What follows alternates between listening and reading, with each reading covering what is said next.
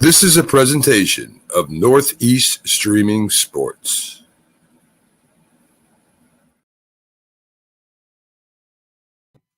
And good morning, everyone. Welcome to the Mac, Jack, Philly Sports Guy Pags, and Doc Saturday debate show. We've got a phenomenal 2 hours ahead of us with tons of great debate topics, lots of fun, probably some laughter, and some of the best sports commentary you can get anywhere. Hey, gentlemen, welcome to the Saturday show.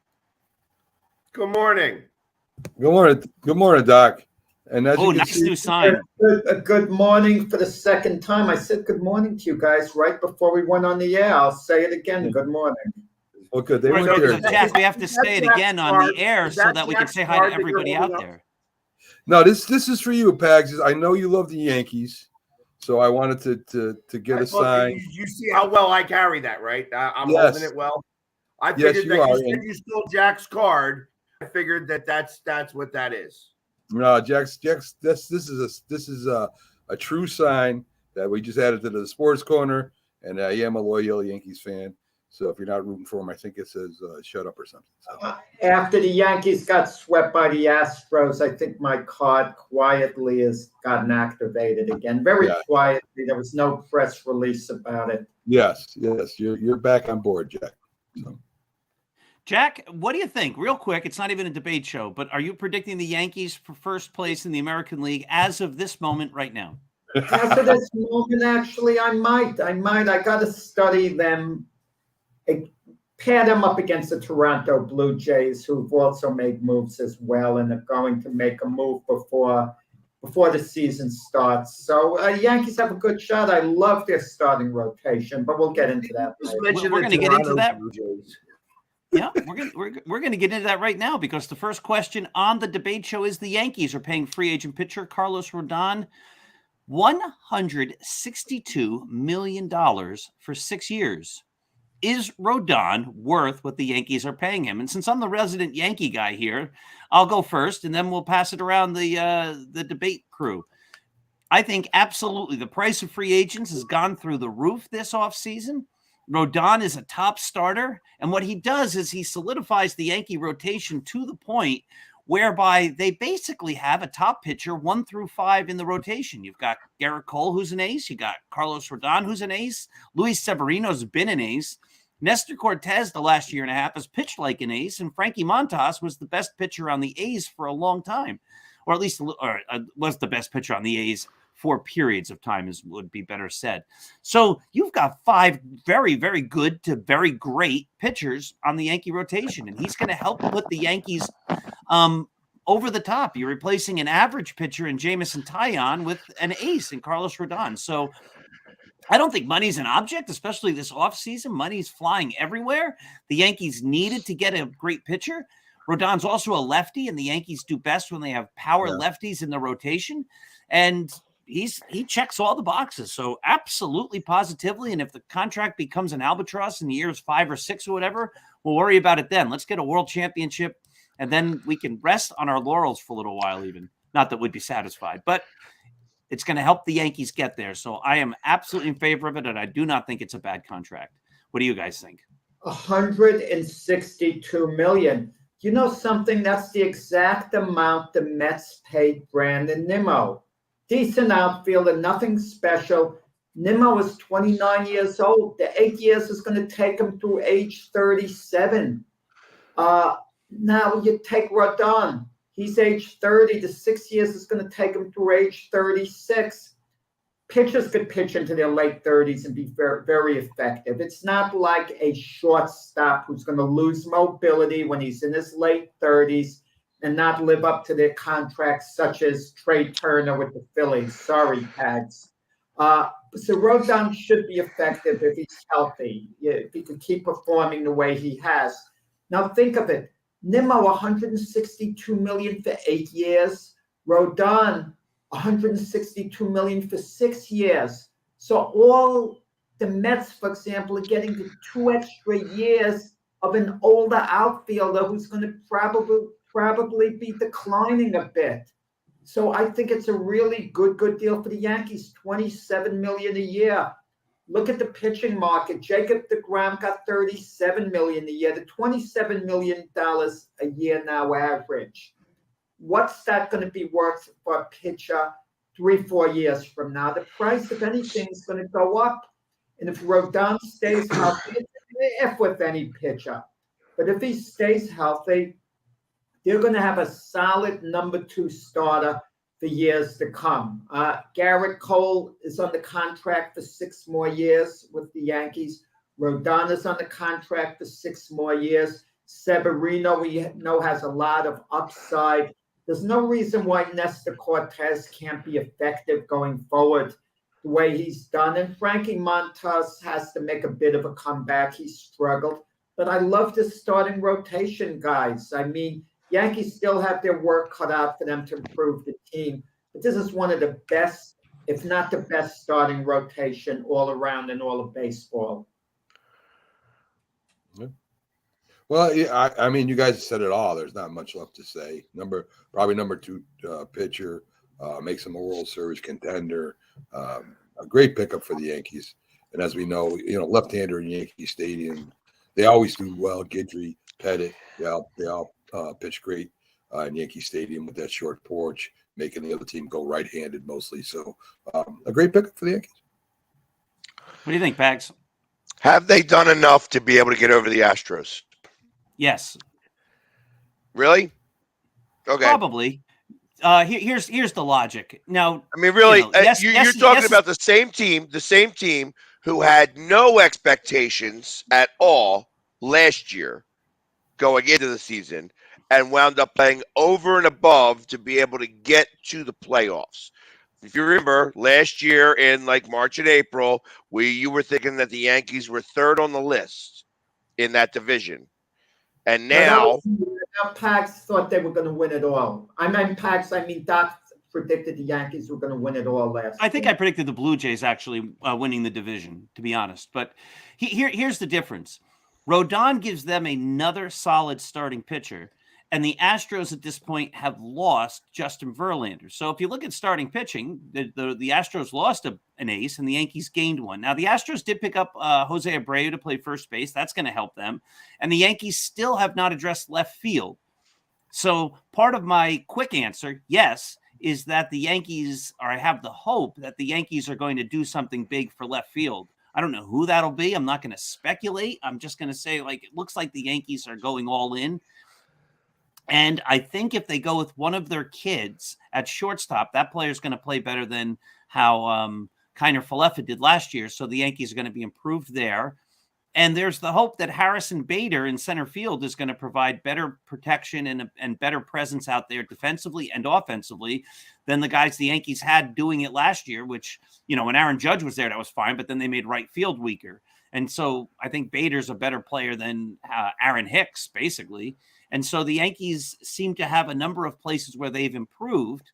But I think it all comes down to pitching. And the Yankees starting staff looks great. And the Astros lost Verlander. So you can make the argument the Yankees have taken a bigger step forward than the Astros have at this point.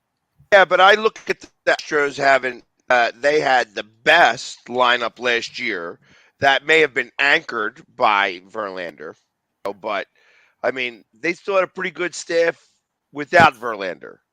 And they do have, like I said, I happen to know a little bit more about their farm system. And they do have some pitchers down there that are going to be able to come up. So I don't even think that they need to pick up the pitcher because they're going to be able to pull something from their farm system.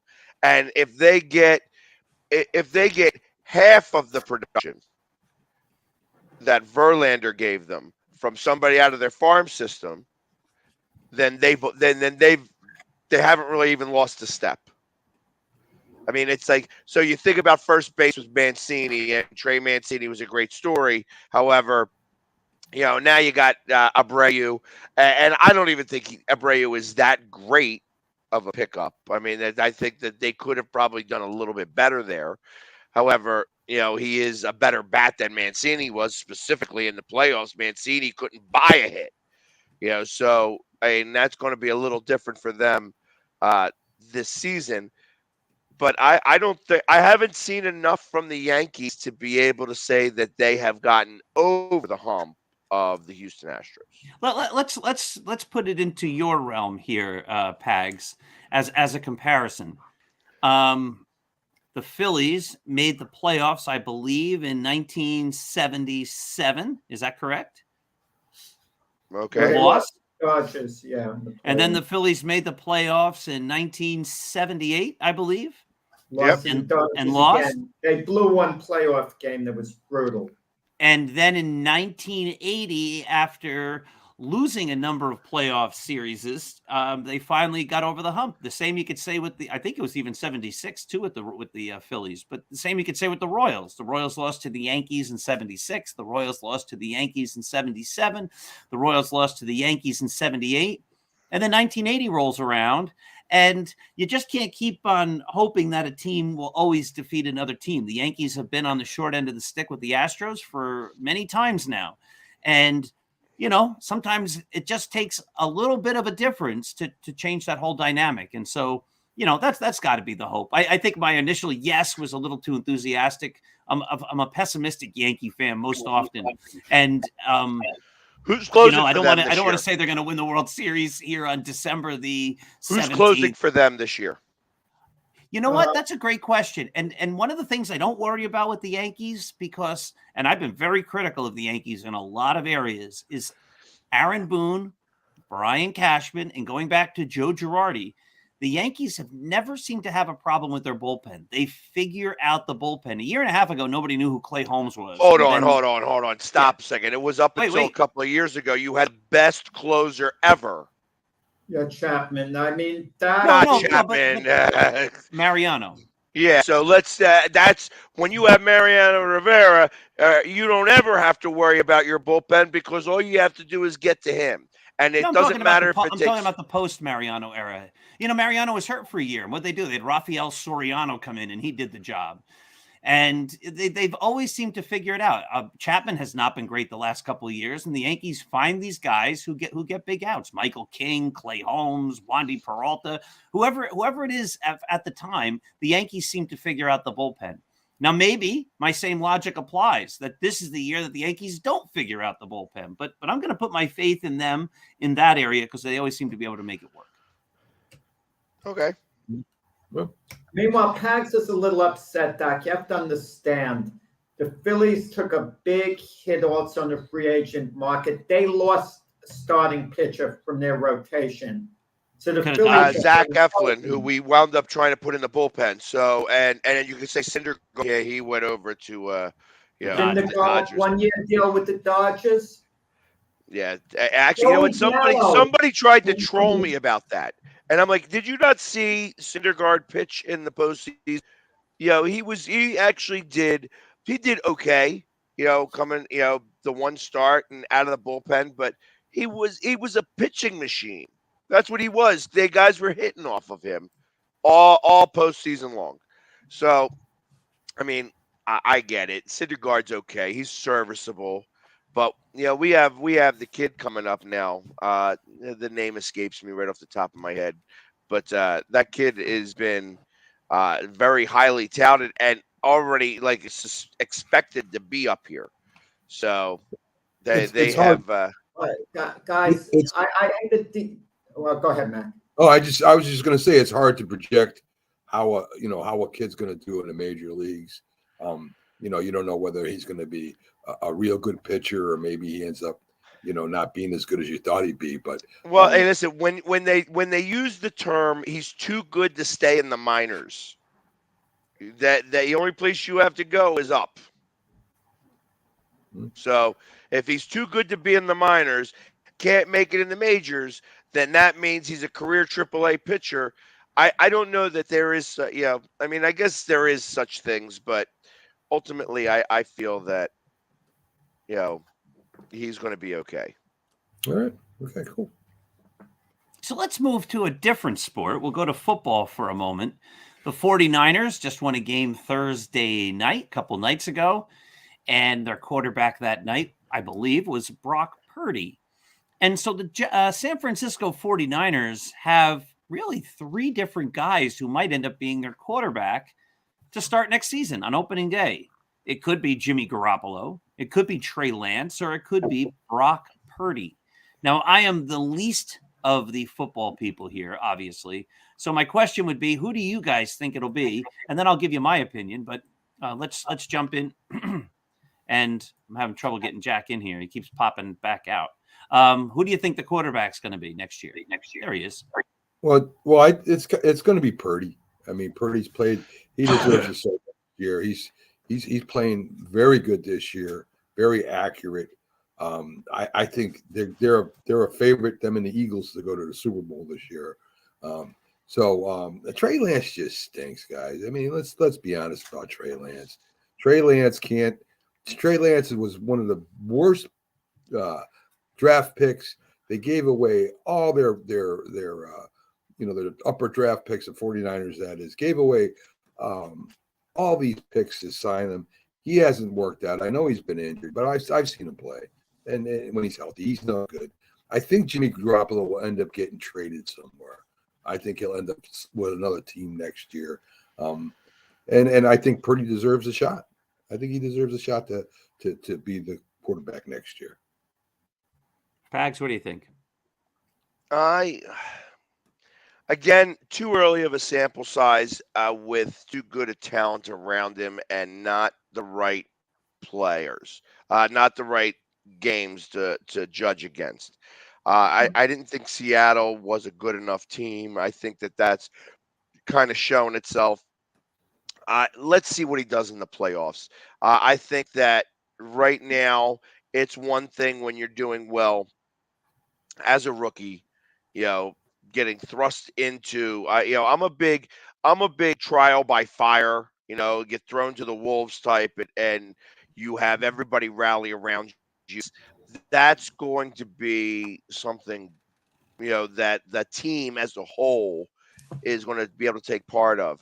However, when the proverbial crap hits the fan, you're going to have to really be there, and that's going to happen in the playoffs. He's going to have to win 3 games in a row to get to the Super Bowl, and that's going to be really tough to do. That's going to be tough to do.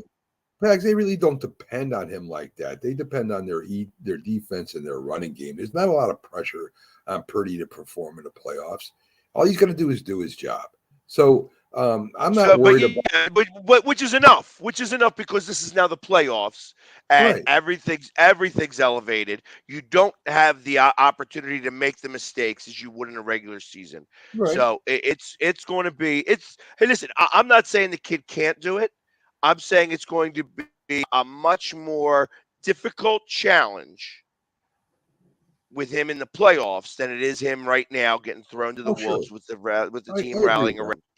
So because every mistake gets accentuated in the playoffs. Yeah, I agree with that. I think he'll be fine, and I think the coach is there for him. He sets him up well. He makes it easy for him. It's not a quarterback-oriented team. It's a team that's built to win, and the quarterback has to be just a field manager for that to work over there. I don't get it, Mac. You say Brock Purdy deserves a chance. He doesn't deserve anything. Outside of the roster spot. He was the last player picked in the draft. He's been there with 2 games. He doesn't deserve it. Jimmy Garoppolo and Trey Lance are out. They got to play him. They have no choice. He hasn't earned a starting position. He's playing. If he should take the 49ers to the Super Bowl, they win the Super Bowl with him quarterbacking, then you could say he deserves this, he deserves that. But 2 games in, I don't see what the guy deserves. Nothing at all. I just think, Jack, that he's played so well his first 2 games. Remember, he's a rookie. He's played first 2 games. He looks like a veteran out there. I disagree with that. I disagree with that. So I feel that he has done nothing really different than Garoppolo. Wow, you got everything going on. The bells and whistles are happening. Pags, you got it. You got to But he's admit done that. nothing different than Garoppolo has for that team. He really He's a has. better. Listen, he's more athletic than Garoppolo. Garoppolo is not as athletic as he is. Garoppolo's been injured a You couple haven't times seen enough already. of a sample size to be able to say that. You I- haven't. I understand what you're saying, Pags. I'm not disagreeing with you. All I'm saying is that this kid is playing really good ball. He's very accurate. He's a good athlete. He can pick up first downs with his legs. The team has all the complete confidence in him. I heard him on TV after the game. They think this kid is unbelievable. He studies the game plans. He studies the other team. He calls audibles already, Pags. That's pretty good for a rookie quarterback. So Okay, yeah, I'm Jack has to jump in here. I'm just saying it.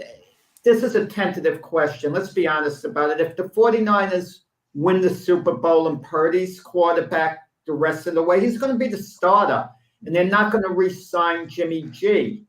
I don't think they're re-signing Jimmy G anyway. It's a big contract. It's not who we think should start.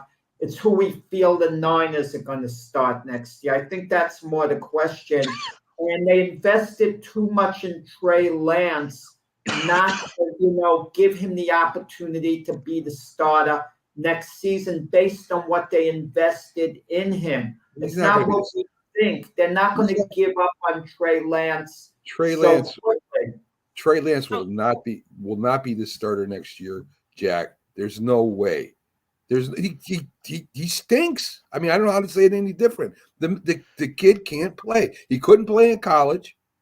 He barely. I mean, he got on the field for a couple games before he got hurt. So there's an element that he might get hurt a lot. I mean, there's so many things against Trey Lance. Of course, he's going to be there. But the kid has to. Now again, Mac, it's not who we feel should be starting. It's what we think the Niners are going to do. And well, I tell you, you want to know my thought on that? Is that neither one? Well, depending on what happens in the playoffs this year, I don't think Lance or Garoppolo will be on that team. If Purdy brings them to the championship game, he doesn't even have to take them to the Super Bowl.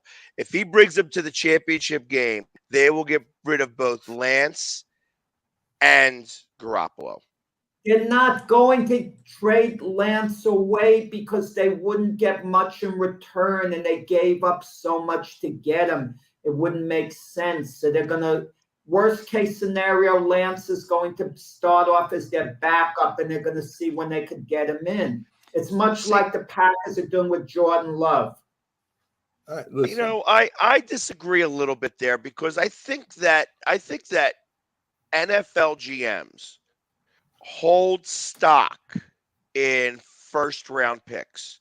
And what I mean by that is that when you are chosen in the first round, that still holds some weight. I go back to Bradford, who was not really worthy of a first round pick. He had in that first season with the Rams, he was worthy of that pick. But after that, never really was, but was always still getting first round stuff from him. Now let's go back to even Wentz. So Wentz had the great season, and then had the bad seasons after that, and then got traded for a second round pick. Then he became a third round pick. I mean, ultimately, there is still worth. If you're chosen in the first round, there's still worth in that person, whether he is a first round pick or not. So I think they would be able to force a second round pick, and they need to make up some picks. So it wouldn't surprise me to go ahead and see what is out there, see if you'd be able to trade him to a team like Carolina or, maybe even Houston. Somebody like, I wouldn't be surprised if Houston, because Garoppolo is a free agent, so he's going to be able to sign wherever. But Trey Lance is, under contract, and he's still under the rookie contract, which means that he is worth something to somebody because he's got 3 more years left. and he's not going to be getting paid tremendous amounts of money. Well, I mean, I agree with you to a point, but I agree with Jack. He's not going nowhere. I mean, that would mean that Lynch and what they did in the that they would look really bad. So he's got to stay there. And Chris Pompey is making a lot of comments over there about a young quarterback takes 3 years to develop. Yes, that's true in most circumstances, but other circumstances, young quarterbacks can go right in and play. He says, give Lance a full season to do what? To do what? I mean, You know what? It brings up a great question, and Rick Sherlock brought this one up. He said, "Hey Jack, Zach is back. Thoughts?" So again, now I'm not the close expert on the NFL like you guys. I don't watch it as closely, but correct me if I'm wrong here, and give me a moment to lay this all out. Brock Purdy came in, and he's performed well for a couple of games, and he's looked really good. And he is now seemingly ascending to be the possible number one quarterback for the 49ers. And the talk, as I just heard everybody talking about Trey Lance as a player that the 49ers invested a lot in order to get him. And so there seems like they're going to be tied to that player. That's similar to basically what's happening with the Jets. The Jets put a lot into an early round pick, a first round pick in Zach Wilson, has not performed, doesn't look that great. He's had a couple of years. And then they had somebody come off the bench, Mike White, who played really well for a couple games, played a couple games last year, seems to have the locker room, seems to have a lot of the attributes that a quality quarterback has, even if he wasn't all that highly regarded, which seems to be similar to Brock Purdy. And the question really is, are the Jets going to stick with Zach Wilson because of the fact that he was the first-round draft pick? Now, Wilson's going to start because White is hurt, but it's similar. I think it's a similar type of question. How long do you stay with an underperforming quarterback if the guys who are behind him seem to perform better and have better control of the game? So what do you think? I think we should look at the stats. Zach Wilson was 5-2 as a starter. Mike White, for all the talk about Mike White, he's 1-2 as a starter. 1-2 as a starter. You could say, oh, well, he's played really well. Fine, but he's 1-2 as a starter.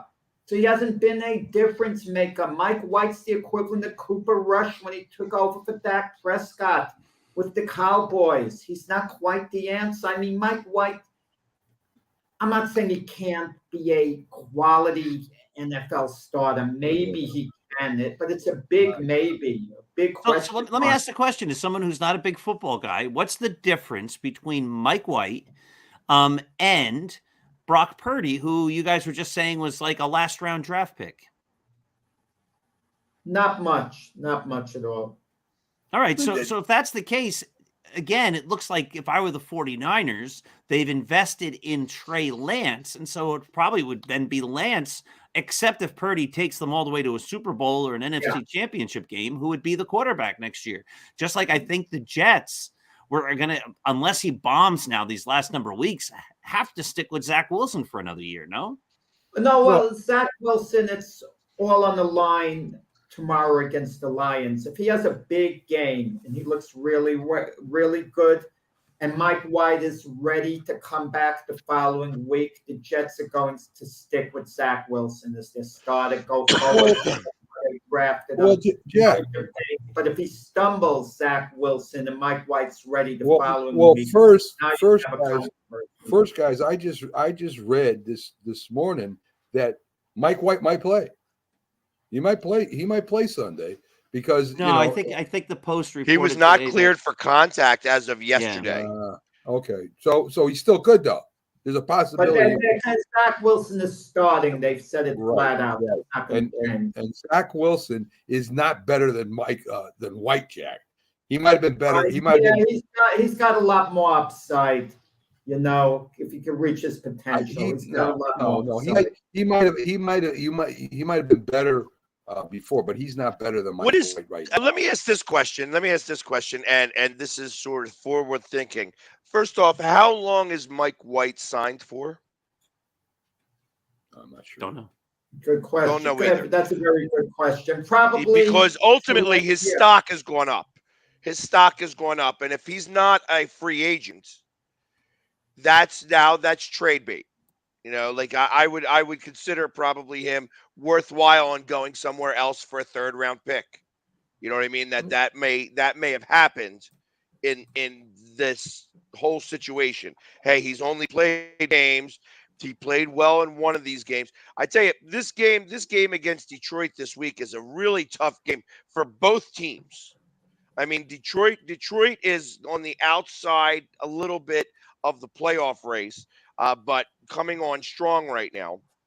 And the Jets are right now the number 8 seed. They're actually above the Chargers. So with a win and somebody losing in the right direction, I mean they could be in the playoffs. The number 7 seed in Week 15. Just the fact that the Jets are playing meaningful football should make them happy, and it doesn't matter what quarterback was doing that. I agree I with mean, that. there's a lot to be excited for in New York on the Jets side of things. Actually, probably in New York in general, because even though that the Giants got shellacked last week, they are still in the playoff. So it's and like I said, and it looks like the way that Jack, the Seahawks are playing, they're Jack, not going to even be able to. They're going to still be Jack, able to if make it. Mike White leads the Jets to a playoff win, is he your starting quarterback next year? Mike White's not your starting quarterback this week. If the Jets No, I lose, said no. I didn't say that. I they're in said bad trouble and not making the playoffs. I said, Jack, if Mike White leads the Jets to the playoffs, is he your starting quarterback next year? If he leads, but the question is zigzagged. It's like a book in which you ripped out a couple of chapters, and then you're telling me, give you an end result to tell you. You can't do that. If Mike White was playing against the Lions, he beats the Lions. You want to continue with Mike White, and you want to continue on. And then if he took the Jets to the playoffs, yes, I would go forward with Mike White as the starter, Zach Wilson as the backup next season. But the bottom line is Mike White's not playing tomorrow. If Zach Wilson plays well, let me throw this to you, Matt. If Zach Wilson plays well tomorrow and they beat the Lions, he plays really well, who's his starter the following week if Mike White's coming back? Zach Wilson. Okay, there you go. Well, let me reverse it. Let me reverse it. Suppose Zach Wilson plays tomorrow and he blows the game. He throws interceptions and loses the game. Then what? If he plays horrendous, I'm probably playing Mike White the following week because I still have a chance of making the playoffs. Maybe not that good a chance, but I still have a chance. Let's see, could Mike White come in as the relief pitcher, rally the team? And then if he does rally the team, and I stick with him as long as need be, if that were the circumstance. I mean, It's not etched in stone about Zach Wilson. What gets me is the mentality. Your backup quarterback comes in a couple of games, he does well. Everyone goes bonkers over him. They were doing that, some fans in Philadelphia with Minshew. If Hurts stumbled a couple of games, maybe not right now because Hurts has been outstanding, but if Hurts was merely good and then he was out for a week and Minshew played a big game, some people would be wanting Minshew to start in Philadelphia, right, Pax? No, I don't think so. It depends. I mean, if he came out and really stunk up the joint for like 3 games in a row, I think maybe that would have been something. But short of that, I think that before Hurts. I know that's what I'm talking about. I'm talking about if he had come in and we had started off like 1-4 and he didn't play very well. Yes, I think that Minshew would have been the call. But I think that as long as he was winning a couple of games, that he was going to be the quarterback, and they were going to give him that 10 games to get his feet and see that was going to be the sample size, because ultimately the Eagles had the ace in the hole with the Saints pick. That they Yeah. were going to be able to have, with the 2 first-round picks, that they were going to be able to move up if they wanted to get a quarterback if they felt that Hurts was not going to be the guy. So they were willing to almost, if things didn't work out real well, that they were going to try to, maybe not necessarily tank, but not put out their best foot forward so that they could get a real quarterback so that move forward in going forward with somebody who they felt is going to be able to hold the franchise down. That didn't happen, obviously, because he played really well. We're 12-1.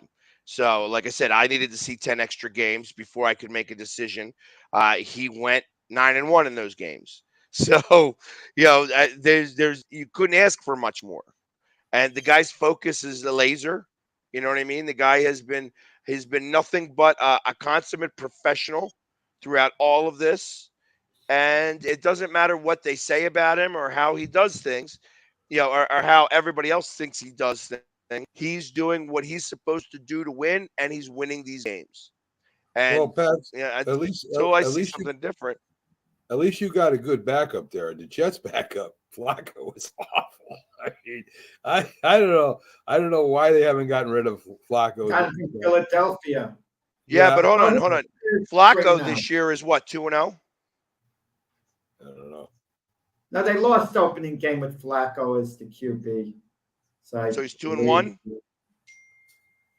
No, maybe one. I think he's won a couple games for them initially. So when Dak Wilson got hurt, and he came in originally and won a couple of games, it wasn't until Zach Wilson started bapping his mouth that they put in Mike White. Well, he played poorly, and then he didn't seem to have the wherewithal to look Accept critically. Responsibility. Yeah, at his performance. I think and this becomes like a bigger picture type of thing, but we want our athletes to be fully invested in the game and to take ownership. So if a guy goes out there and he plays terribly, they said this about Mariano Rivera all the time. Like, he was the same player in the locker room if he won or if he lost. And if he came in the game and he blew it, he'd sit at his locker and the people would say, well, why'd you blow it? And he goes, I didn't have good pitches. I didn't do well today. I wish I did, but I didn't. Things didn't go well for me. And so you want your players to be able to be people who take responsibility and say, like, yes, I performed or I didn't perform. And the problem with Wilson was after the game, they're like, you played terribly. I think you had like 4 total yards of offense in the second half. And you're like, how'd you do? I wouldn't do anything differently. Everything was good. And he was losing the locker room. And so they had to put him on the practice squad because he really just didn't seem like he connected with his colleagues, his players, and he didn't say the right things. So they had to take him out.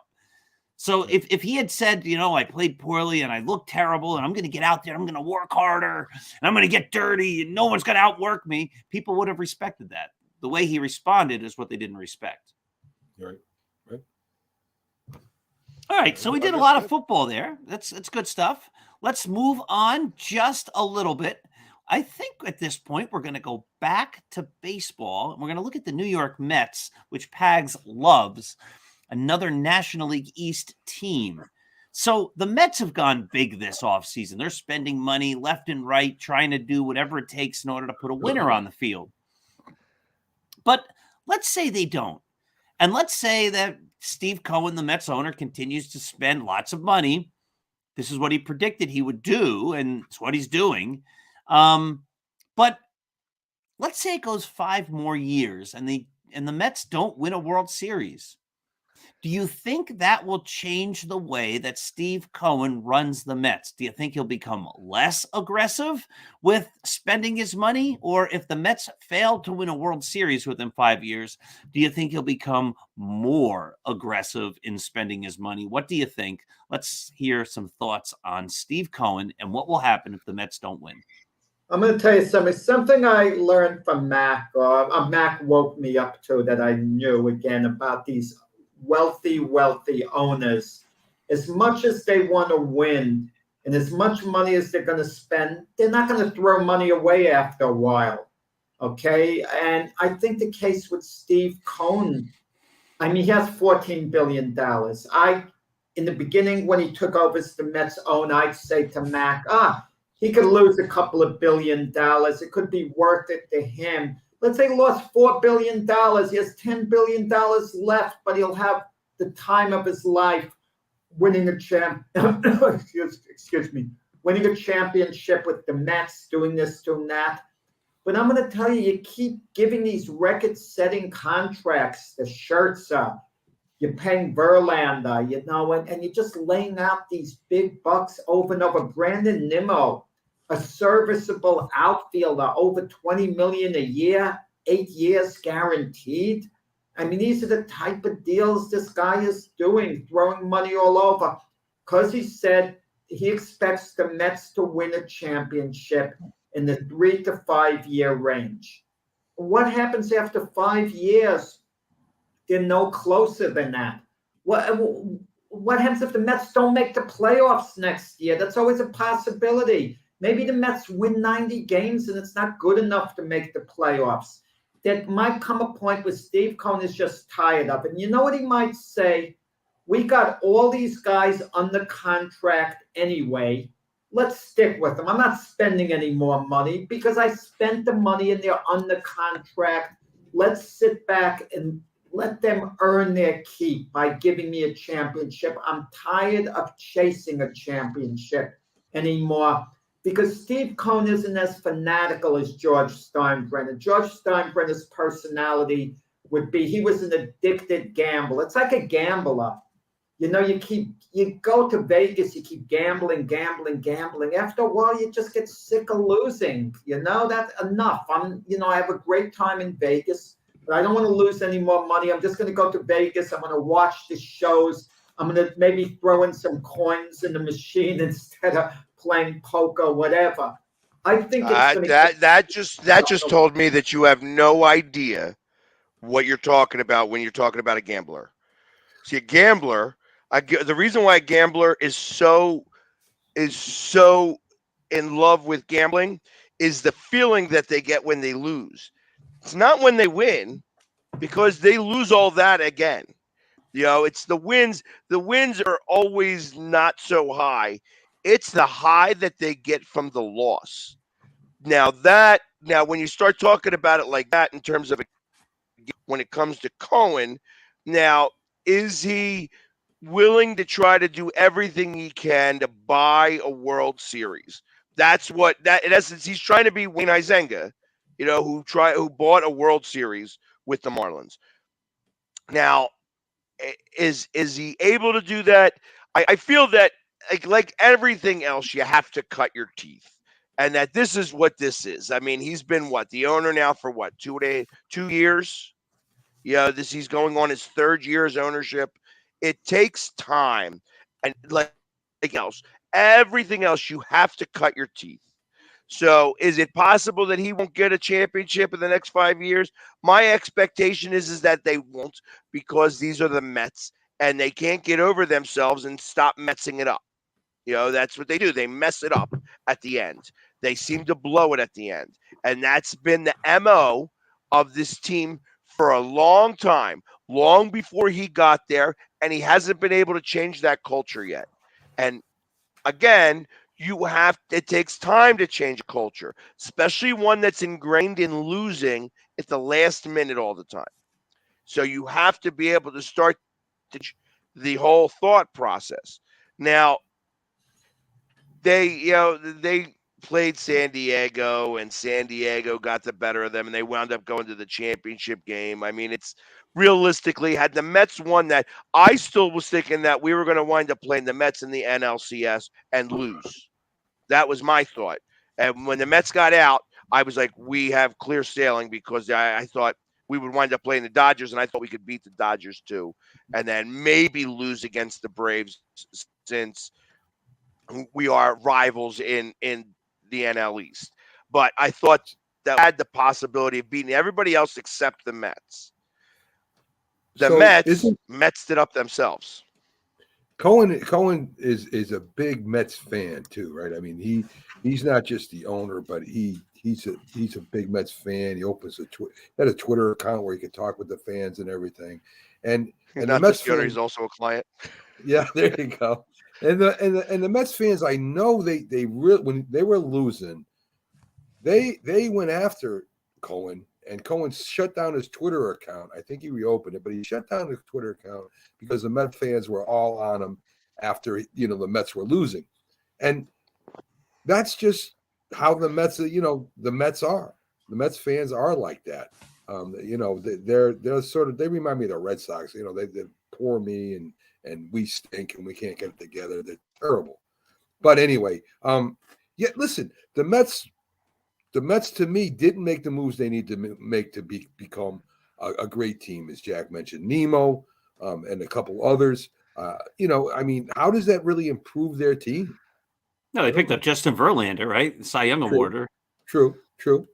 So I was just doing some quick math, Jack. If the Mets have a $300 million payroll and Cohen's worth $14 billion, you could check my math, anybody, because I was just doing this by hand, no calculator. But I believe there's something that's like 43 years of $300 million payrolls to eat up $14 billion. You can check the math again, but I think it's like 43 years of $300 million payrolls before Steve It's Cohen luxury tax you're not figuring in. Probably. Well, I'm just saying, like a $300 million payroll. I don't think he's got a $300 million payroll yet. He's maybe paying for the team off his interest, Right. But the piece we're not taking into it. So he would have 43 years before you get used worn up that out fortune. mentally. But wait. We don't know that. Mentally. But teams make money. So it's not like when he pays these players all this money, that money just goes away and nothing comes back to the Mets.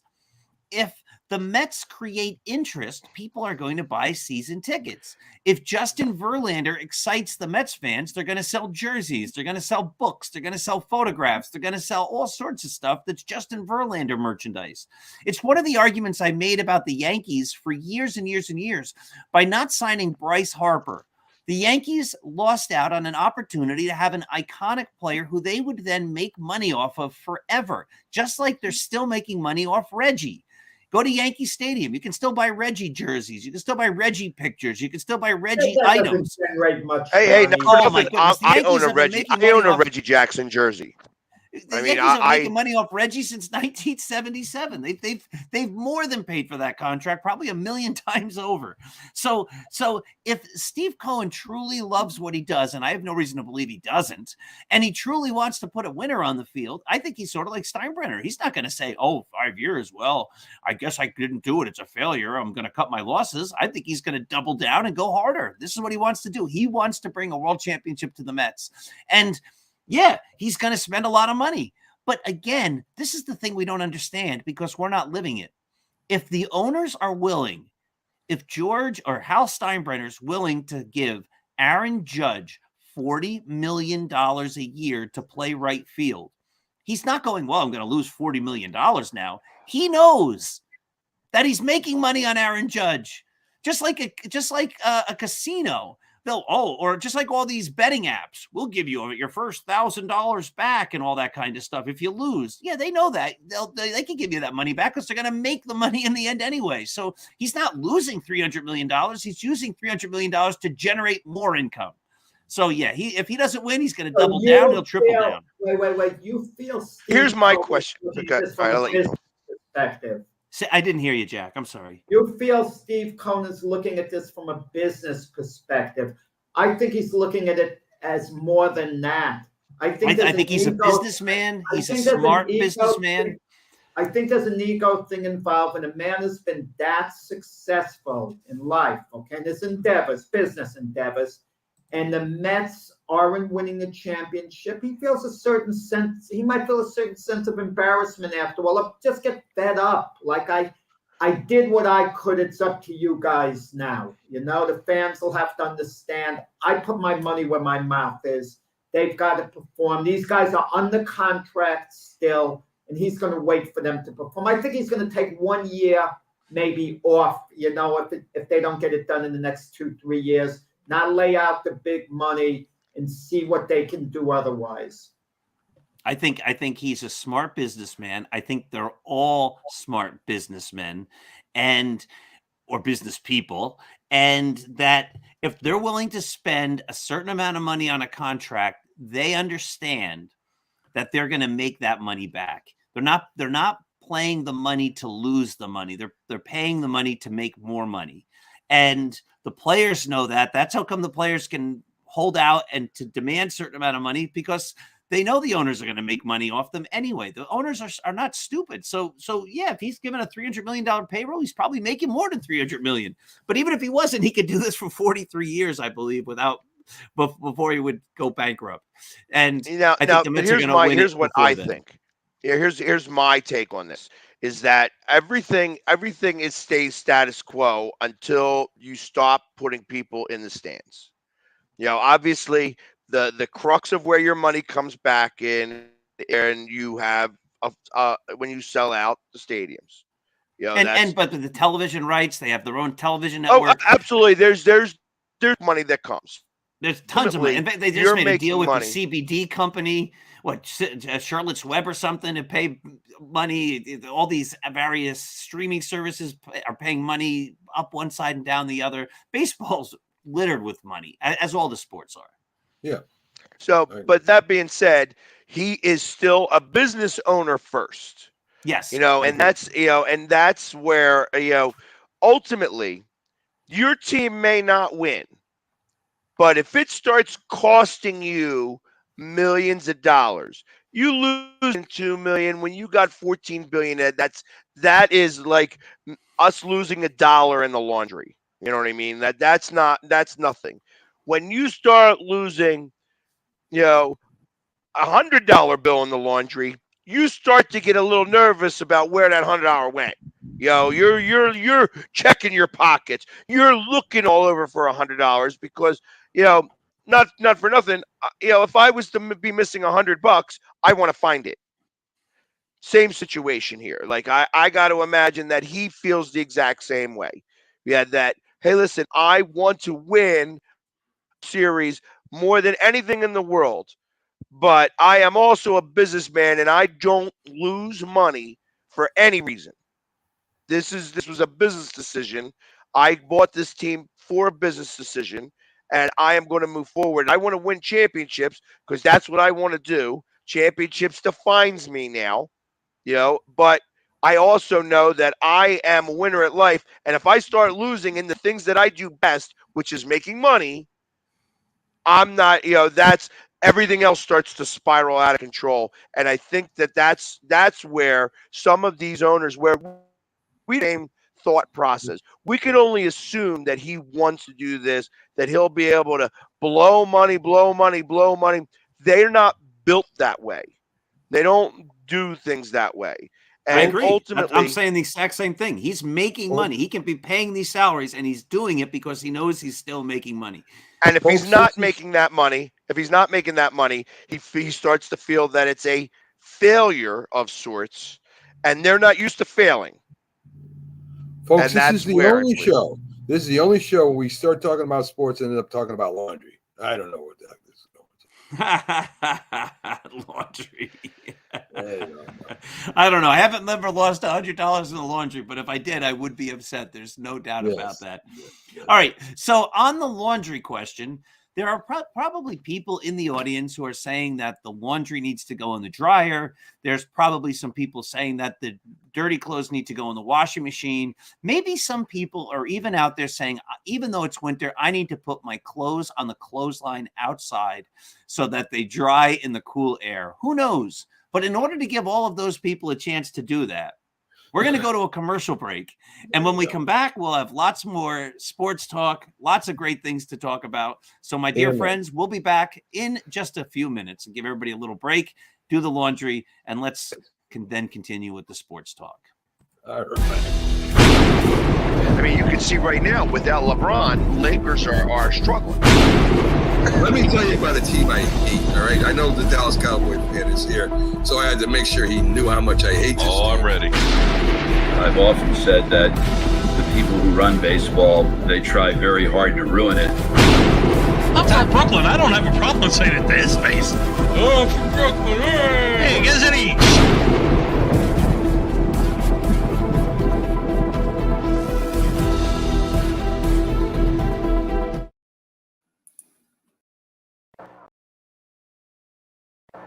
You know, one of the best things about being an ex-big leaguer is getting freebies to the game. Call the front office, bingo. And once these fans recognize me, I probably won't even have to pay for my light beer from Miller. Down it, I love them. These fans know I drink light because it's less filling and it tastes great. Good seats, huh? You're in the wrong seat, buddy. Come on. Oh, I must be in the front row. Come on. Light beer from Miller. Everything you always wanted in a beer, and less. Good seats, hey, buddy. He missed the tag. He missed the tag. Supporting the needs of our veterans. That's the goal of all of us at Team AmVets. Like Mitch, Carlos, and Kevin from our Welcome Home team that brings furniture to our vets. We are Team AmVets. Or Linda from our thrift stores who brings you great bargains every day. I am Team AmVets. And John, who picks up your thrift store donations that support California veterans programs. I am Team AmVets. Visit our website or a Team AmVets thrift store to donate or shop today. Join the team! Hey, let me jump in here and do my own quick commercial. Hey, the holidays are here, and you know what happens with the holidays? We get all excited, we give our gifts, we get our gifts, and then it's over, all over within a day, sometimes a few days, but the whole holiday season goes much too quickly. Hey, how about this year we give a gift that gets people excited, and then at the same time, gives them some anticipation for the new year. Of course, I'm talking about the new book that I just wrote with Roy White, the great Yankee, From Compton to the Bronx. There's the book cover. That book is now available at every major online bookseller, maybe even in your local bookseller, for pre-order. This great book, which is getting tremendous reviews, is available now by pre-order, and it will be released in April.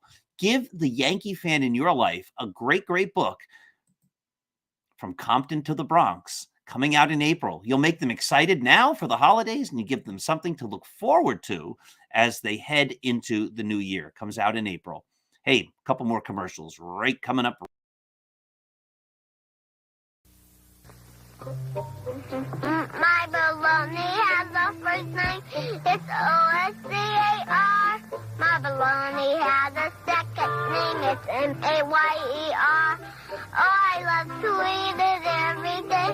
And if you ask me why, I'll say, 'cause Oscar Mayer has a way with B-O-L-O-G-N-A. Oscar Mayer, the first name in Bologna. How's that? Trisha's having a sleepover tonight. Can I go? I wonder about Lucy's friends. What should I say? I know you're only 10, but one of these days a friend will offer you a drink. And alcohol at your age can lead to so many things. None of them good. So can I go to the sleepover? Lucy, I want you to promise me I something. finished my homework. Bigger promise. If there's any drinking, I want you to say, "No thanks, not my thing." Mom. I promise you. Your real friends won't care. Deal? Sure. Really? I promise, Mom. They really do hear you. Did you pack your toothbrush? For tips on how to start the talk, visit underagedrinking.samhsa.gov, a public service message from the Substance Abuse and Mental Health Services Administration.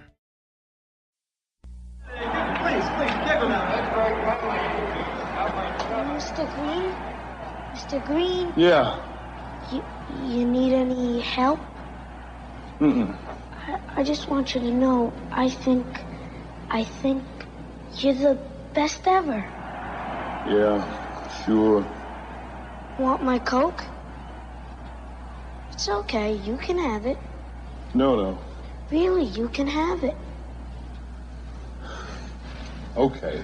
Coke and a smile makes me feel good, makes me feel nice. Be around. That's the way it should be. I like to see Hey, kid. the whole world smiling with me. Coca-Cola as life. Have a Coke and Thanks, Mean Joe. smile.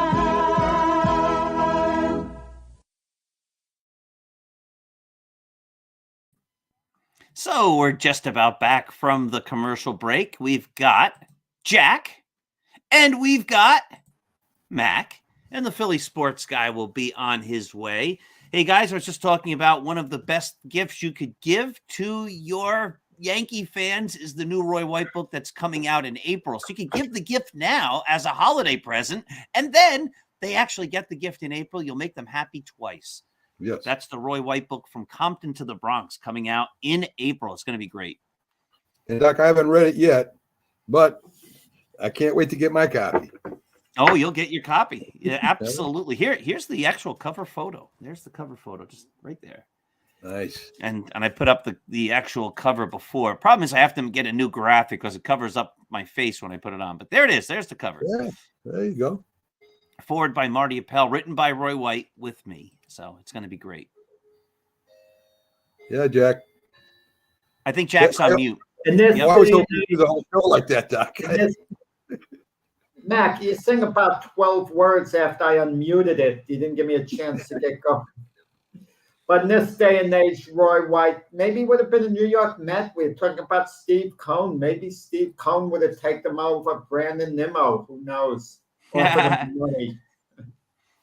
You never know. You never know. I think Roy White was going to be a lifetime Yankee the way it all worked out. Though there were some stories in there that he was at one point traded to the Oakland A's and refused the trade. And then the Yankees seemed to lowball him after the 1979 season. He was going to go to the California Angels, possibly back home where he grew up outside of LA. And then there were some complications. I don't want to give all the stories away, and that fell through. And that's why they ended up spending the last 3 years of his professional baseball career as a player playing in Japan with the Tokyo Yomiuri Giants and winning a Japan series, which is the equivalent of the World Series in Japan. Yeah. So let's continue with the debates.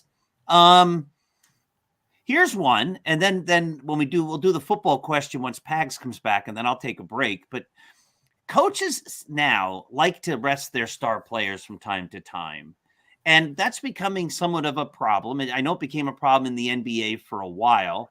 Yeah.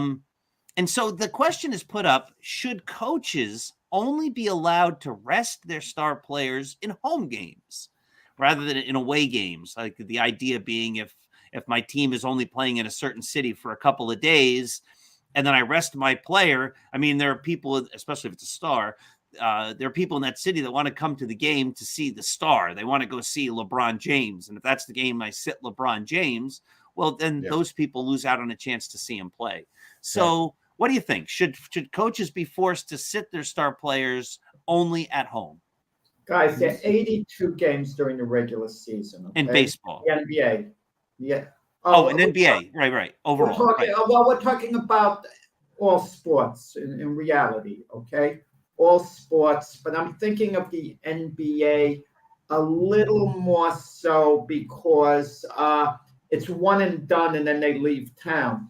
Like a homestand, like if you're on the road, if you ever play in baseball like Ohtani, okay, as an Angel, you have 3 games at least, in the other team's ballpark. You want to give something for the fans. Like, look at Derek Jeter. He should have ended his career at Yankee Stadium with the walk-off hit, you might say. But he felt an obligation to the Red Sox fans to make an appearance there. Okay, in the case of who's the biggest box office draw in the NBA? Probably still LeBron James. If LeBron James is playing at OKC, Oklahoma City, the fans never get a chance to see him. It's one game and then the Lakers leave town. Rest him when he's in LA. They got 41 games there. The worst that's going to usually happen is you'll disappoint someone showing up to the game, LeBron James won't be playing. The odds are they're going to live in LA anyway. And if they're from out of town, then they'll see him when he comes to the city near them or whatever. But you just don't do that to visiting fans because they specifically get tickets for the game to see a star in mind. And I'm not talking about the injury fact. If a player gets injured, there's nothing you could do about it. Tough luck. Then it's buyer beware. Listen, next week, I'm going to the Miami Dolphins Green Bay Packers game. I want to see Aaron Rodgers play. I don't want to see Jordan Love play. Are you kidding me? I mean, nothing against Jordan Love, but I want to see the legendary Aaron Rodgers play. I understand in the NFL, if they sit Rodgers down because they want to see what Jordan Love has going for him, it's okay in the NFL. I give the NFL somehow a pass, but not in the NBA. No. If I want to see Ohtani play, take the Philadelphia Philly fans, okay? The Angels in town, you want to see Ohtani at least grab a bat and hit once. You can rest him for one of the 3 games on the homestand. But if they come out all 3 games, it would be right. Jack, they're paid to play. They're all paid to play. Play your games. I don't care if you're home or you're away or whatever the case is. That's what the fans want to see. They don't want to. That's what they pay a lot of money to see. And if I went to a game, I would be ticked. If I took my family to a game, I would be ticked if they didn't. If LeBron James wasn't playing or whoever you want to say wasn't playing. I mean, that's a lot of money I'm spending, and the fans have a right. Have a right to see the best players play. No, but well, that's why the NBA kind of put a little bit of a kibosh on that. You know, that they said that there's no more like it's now like one of those unspoken rules that you're not going to have this load management. You taking games off when you're doing stuff like that a little too frequently, that you're going to get fined because you can't. I mean, you are taking away from the fans. You know, so now if the coach decides, hey, he's going to play him for a few minutes and then put him out on the bench and then play him for a few minutes, where he's playing only like 14 minutes in a game, that's a little different. At least he's there and he's playing a little bit, you know. But you know, so imagine that happening with Embiid, you know, and I can only speak for the Sixers, you know, that that Doc Rivers keeps putting him on the bench. He plays 5 minutes. In that 5 minutes, he's playing great, but Doc is putting him back out there because he's like, I'm going to take him off the court and put him on the bench because this is one of these load management games, and you know he's scoring all these points while he's out there, but we're going to put him on the bench because he really was. We didn't want him to play today. I mean, ultimately, the coach is going to have to answer for that too. So, and there's so much things you can do. I mean, you could put a batter in as a DH for the game for one game, so that the fans could see him or maybe get their autograph or whatever. I mean, this is as I said, you're paying a lot of money for tickets in any sport, and for them not to play, to me is a slap in the face of the fans. Agreed. All right. So, yeah, I think we're basically in agreement that players should be out there. I think it becomes unenforceable if you're going to say you can only sit a guy at home, because there's sometimes players need a break. You know, we don't want to say that, but not everybody's Lou Gehrig. Not everybody's Roy White, who played every game for a couple of seasons. Will Chamberlain, right, Jack? Yeah, but I want to give Doc an example, perfect example of this. Aaron Judge hits a 62nd home run the next to last game of the season. And then for the final game, Aaron Judge decides it's okay to sit. He's mentally exhausted from the home run chase. No. One more game to go. No. Think of all the fans who bought tickets thinking it could have come down to that final game. Aaron Judge should have came up one time, even in the first inning, taking his swings. No harm done. The worst that would have happened, he would have struck out, you know, and that would have been no. The worst that could have happened. No, you're almost forcing me. You're almost forcing me to argue against the point I made at the time. I was disappointed that Aaron Judge sat out that last game because Aaron Judge had a remote chance to win the batting title if he had played. Okay. And then the Yankees knew they had 5 days off before their next playoff series. So if you're that tired, you can play, as far as I'm concerned, one more game, and then you're still going to get 5 days off. Right. I don't like seeing a player say, I'm not going to play when I have a chance to achieve something. If he had won the batting title, if he had gone 5 for 5 or something, he would have won the Triple Crown if he had won the batting title. Again, like I'm saying before, when we celebrate our athletes who say, like, I could have done better, I should have done better. We celebrate the athletes that go out there when they're hurt. We celebrate the athletes like Ted Williams, who the manager says, hey, sit down. You already hit 400. He goes, I'm not going to sit down. He plays in a doubleheader and goes 6 for 9 and raises his average from 399 point whatever to 406. That's what we celebrate. We don't celebrate the athlete who goes, I'm tired, I want to sit. That being said, if you're buying tickets to a game with the hope of seeing a player, you have to understand that there's a possibility that that player may not play that day, because there are reasons. If the Yankees playoff game was in 2 days from then, I would have said, yeah, you said everybody. You've clinched the pennant. One at bat for Aaron Judge. No, because the idea is one at bat. What's the worst that could happen? He could strike out. No, the worst at bat is he get hurt. Then all of a sudden you don't have your star player for the playoffs. And not only that, but I mean, realistically, when it came to Aaron Judge specifically, my thought is that, I mean, he should have played that game specifically because it was the last regular season game at Yankee Stadium. It's possible he wasn't coming back. That was in Texas. It was in Texas. Oh, got you. So well, let me tell you something about the mental fatigue of these athletes. They have to sit it out because they got to regroup mentally. The most famous home run in World Series history, I think we could agree, was Bobby Thompson's home run to win the pennant. It's probably the most famous. You know, the next afternoon, they were playing the Yankees game 1 in the World Series. I'm sure, I don't see the box score. I don't remember. I'm sure Bobby Thompson was in the lineup. They're playing the next afternoon. There was no mental fatigue. They were raring to go, I'm sure. It was a different time. No doubt about that. In Roy White's book, I won't keep bringing it up, but he talks about the fact that the Yankees, after Chris Chambliss's big home run, flew out the next day, I believe, had a practice day, and then were playing in the World Series against the Reds. Like, they didn't even get a chance to come down off that high. I mean, that's the way it was back then. That's what they did. Well, again, they're getting paid a lot more money than they did back then, Doc. Yeah, I mean, listen, but I think there are times when a player does need a break, like we all do. And I just think it becomes and there are things that happen, like you have a tweak in a muscle, something like that, and you're like, you know what, I got to sit him down, and the coach should be able to say, I need to sit him down, even if it's in the middle of a road trip, right? Like, I just think it becomes very hard to do that. That being said, I don't like rest, right? I believe in going out there. I play every game I can possibly play when I play, and I'm just a middling athlete, right? Non-professional, but. Right. So I disagree when athletes are like, I'm tired. Like, you're tired? You were all tired. Go out there and play. That's what we're playing. Well, one of the classic lines was the year the St. Louis Rams under Dick Vermeil. You heard it. St. Louis Rams won the Super Bowl. There's one of these NFL clips. They have one last play of the game, and the Rams up 1 touchdown. Tennessee's close to their goal line. And one of the players, I don't remember, the defensive tackle says to Vermeil, I'm tired, I want out. And Dick Vermeil says, you want out?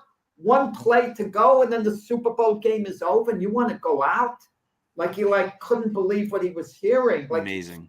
Just regroup for 1 play with the whole game, the whole Super Bowl on the line. All right, let's talk about football, because we have a great football discussion. I just have to find it. Here it is. Who is more of a game changer on defense, Micah Parsons or TJ Watt? Now, as you guys discuss this one, that's when I'm going to take a break, but we're going to talk about who's better on defense, Micah Parsons or TJ Watt. Who wants to go first? I don't mind going first. I'm very proud of myself, and this kind of bothers Pags, but I'm proud of myself. Jeff Coat confirmed it before the draft last year. I said Micah Parsons is the best play in the draft. Jeff Coat gives me credit. Mac has given me credit. Pags has yet to give me credit because he's upset that Micah Parsons isn't on the Eagles, okay? But they did okay with Devontae Smith. Devontae Smith is a good one. I like him a lot. So the Eagle, that's fine. T.J. Watt, look at the Steelers this year.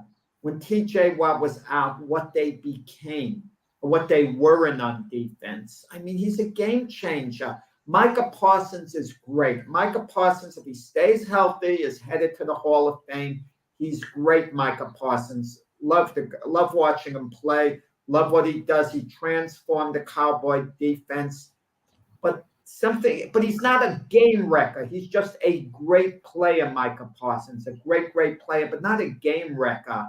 T.J. Watt is a game wrecker out there. I mean, he just, messes up the whole other team's offense, and you different type players in a way, both great pass rushers. But I think T.J. Watt is a little more of the game changer than the great Micah Parsons. No, I think you got to give it to Mike Parsons. He plays linebacker. He rushes the passer. He covers people. He's more all around than T.J. Watt. And T.J. Watt has gotten hurt, where Micah Parsons hasn't got hurt yet. I think that without Micah Parsons, the Dallas Cowboys wouldn't be as effective. You could say that about T.J. Watt too. But Micah Parsons, to me anyway, Jack, he's the guy that makes the Cowboy defense go. He's been compared to LT. He's no LT, I'll tell you that. But he's been compared to him. And I think that if I was to start a defense today, I'd pick Micah Parsons before I pick T.J. Watt. What do you think, Bags? So I'm going to also throw a third guy in this mix, because although T.J. Watt is great and Micah Parsons is great, I'm going to also put in Bosa from San Francisco, who is also great. I feel like that they all are equal in terms of the way that they attack the quarterback. And that's really the biggest deal. I think you have to give a little bit more edge to Micah Parsons, specifically because he's not on the line. He is able to do a little bit more in terms of roaming to be able to find a better matchup. However, he is just a man too, you know what I mean? And when the Eagles went up against him, we neutralized him. So, and the other players, when TJ Watt was out, that the defense let up a lot of points, and the offense was sputtering. So obviously they couldn't even keep up in the points, but they were losing games, but only giving up. They're giving up 24 and 27 points. They weren't going to be able to do that. Now they're winning some of these games now because TJ Watt's back, and now they're only giving up 17 to 20 points a game. So sometimes you're going to have your offense give up, score 3 touchdowns. That's kind of what the norm should be. You should score about 20 to 24 points a game. So in Dallas's case, I feel that Micah Parsons is the reason why. You're right. He is the engine that makes that Dallas defense go. And when he's neutralized, that Dallas defense is just not as strong. I'm going to give the Eagles some credit, which is I rarely do. But what they did with Micah Parsons is they made him move to middle linebacker. And once he moved to middle linebacker, he couldn't rush the passer. He had to keep his eye on the run. And I think you're going to see that happen again in the playoffs. I think either, the Eagles or some other team is going to make him move to the middle of the field at middle linebacker. And that's going to be give Dallas a lot of problems come playoff time, guys. I agree. It's the same thing with the duct tape and bubblegum guy, Van Der Esch. You know what I mean? Yeah. He's put together with duct tape and bubblegum, and he's no longer a serviceable middle linebacker like he used to be. True. I don't want you guys to understand what I'm saying. If I'm the Dallas Cowboys, I'm in charge. Steelers call me and they want to swap T.J. Watt for Micah Parsons. I don't make the deal. I do not make the deal. I'm just saying T.J. Watt can cause more chaos, than Micah Parsons when both of them in full gear. That's basically what I'm saying. if TJ Watt can really, I think he could disrupt the quarterback a little more and take over a game a little more. But Micah Parsons is better all around because you could use him better all around in the sense for team's defense, and that you can use them more ways than you would use TJ Watt. Yeah, and same thing with Nick Bosa's bags brought up.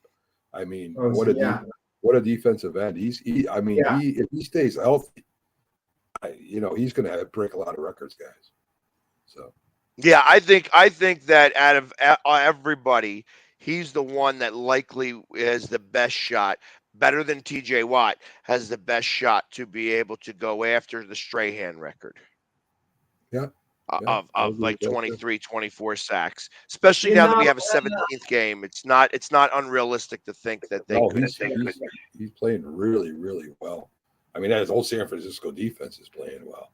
Right. But TJ Watt is definitely, talk about engines. Oh my God, that dude doesn't stop. He's a tremendous defensive end. So and if I had TJ Watt and I was asked to trade Bosa for Watt, I'd make the trade. I think so too. Do you think that Bosa is better than Reggie White? No. Yeah. So Reggie White was just so much different than every other defensive end that I think the reason why Watt and Bosa are great at what they do is because they mimic a lot of what Reggie White did. But the Minister of Defense was just hands above. He was his hands above everybody else. So would it be a fair comparison, Bosa and Bruce Smith? I give a slight edge to Bosa. Yeah. How about you, Jack? Wow. The jury's still a little out on Bosa.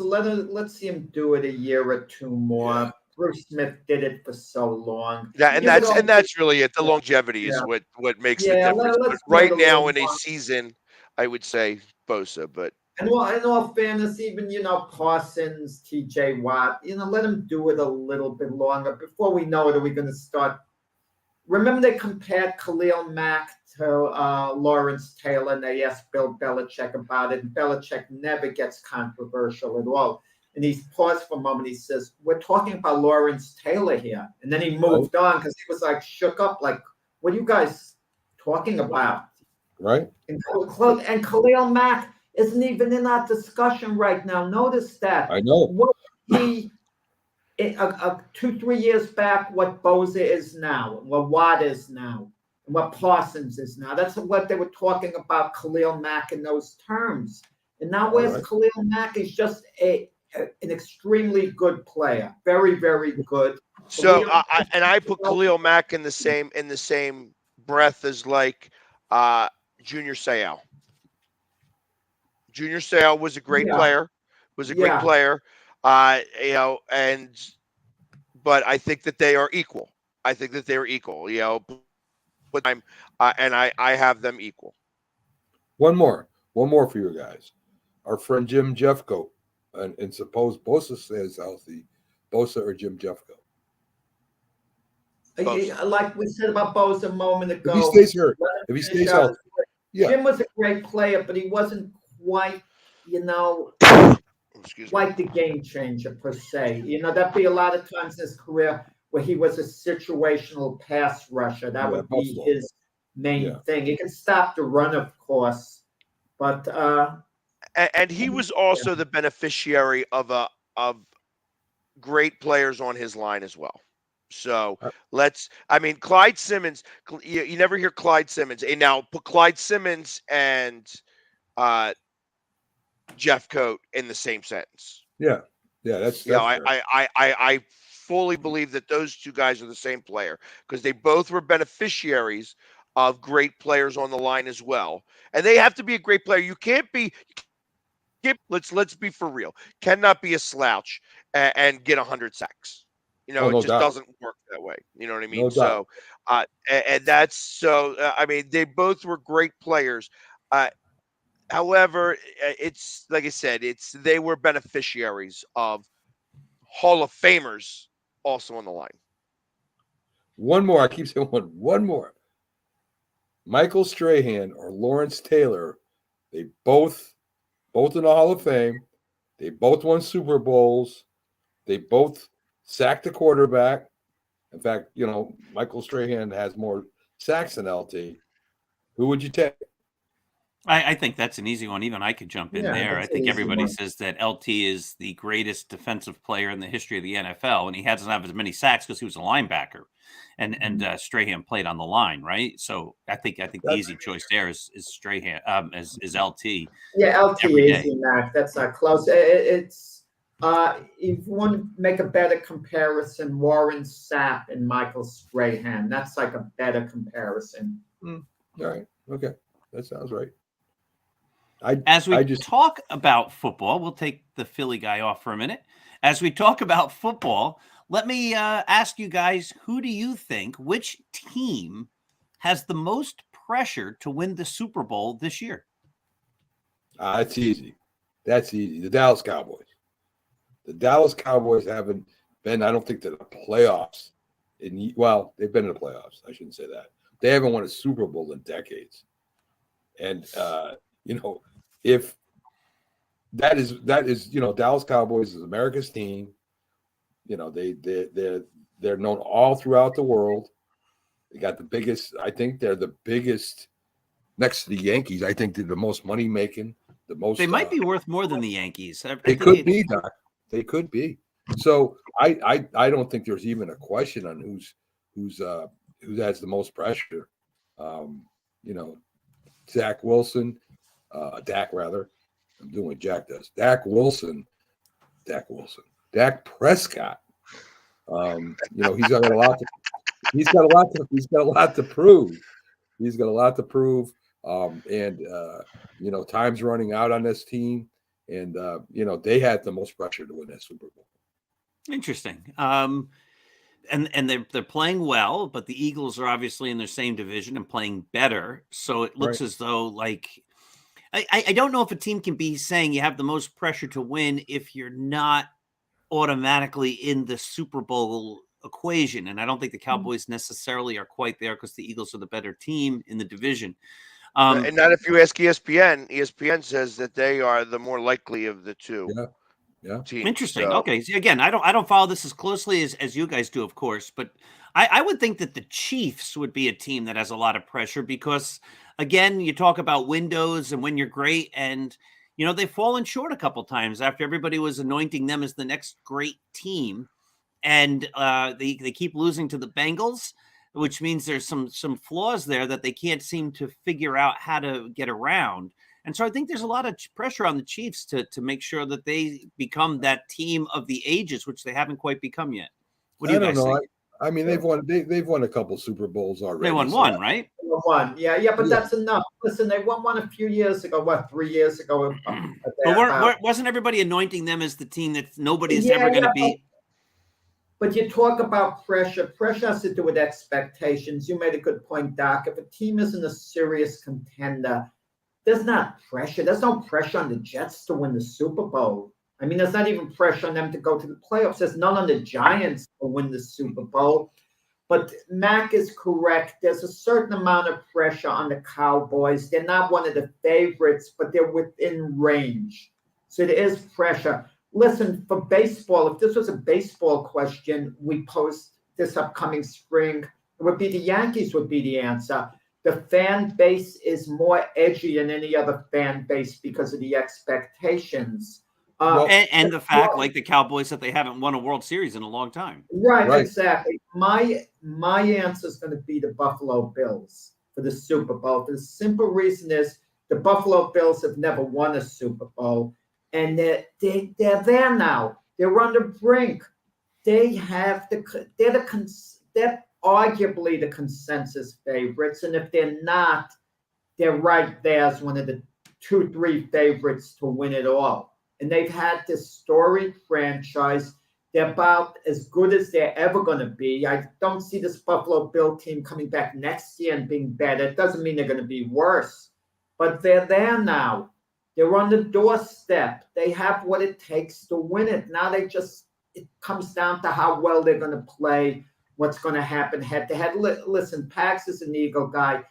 The Eagles have some pressure because I think they have a lot. They created that pressure by they have a fair amount, but they've created that pressure by being so outstanding this year. Yeah, but let's not forget the Eagles won a Super Bowl a few years ago. It hasn't been that long. It's not like a drought like the New York Rangers had in hockey when they finally won in 1994. Like a 44-year drought. Wow, look at all the years that went by. Now it's like a 28-year drought since then. But I think it's the Buffalo Bills who've never won a Super Bowl. And if the Bills get eliminated in the playoffs, the disappointment is going to be massive, absolutely massive. I think Pags would agree with me. I think the Eagles are under a tremendous amount of pressure.